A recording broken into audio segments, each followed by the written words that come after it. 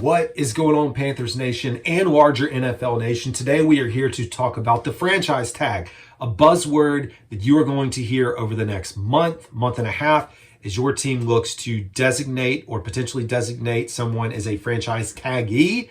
And then we know about negotiations that can or will occur up until that July deadline for a player to sign. The first thing we're going to talk about is the non-exclusive franchise tag. So a non-exclusive franchise tag, allows a player to negotiate with other teams. So we saw this with Lamar Jackson last year. Of course, no one, at least largely reported, ended up contacting him. It was kind of a sit back and wait.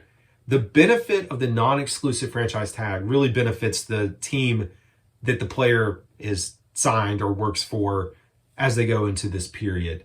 So the team that uses the non-exclusive franchise tag has the right of first refusal. So if a designated player signs an offer sheet with another team, the player's previous team has 5 days to match the offer. Should they decide not to, the player's original team will be entitled to draft choice compensation equivalent to 2 first-round picks. So it makes a lot of sense why the Ravens did this. As a Panthers fan, it feels like they may use this tactic on Brian Burns so that you do have the ability, if you want, to try to recoup 2 first-round picks, knowing that if we were to do this trade scenario, it's likely, that his stock's gone down a little bit because of everything that's happened. We know teams are interested. The other type of franchise tag is the exclusive franchise tag. So a player who receives the exclusive franchise tag cannot negotiate with another team. So it's like you tag them, they're stuck with you. And in this situation, you just weren't able to work out the contract, or you don't even want to have a headache of going out and trying to negotiate.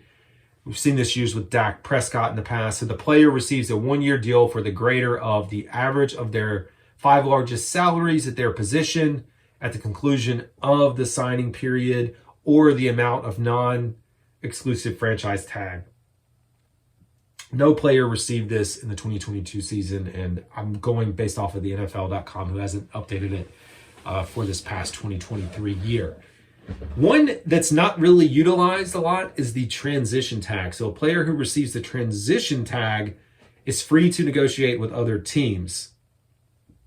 And the former team, if this player decides to move on, does not get any draft compensation. It's very weird. Like, why do you give them a transition tag, allow them to negotiate? And I guess it's just like, hey, yeah, go out and see what you can find, prove your value.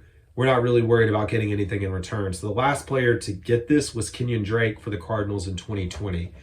So I don't know if I'm in this situation, I would love to get something in return, but I guess if you feel like the player's probably not going to get anything, or you just want them to go out and do their thing and you're not really worried about it, or you want to see how much money they're going to get, and then maybe you work to negotiate with them, that may work.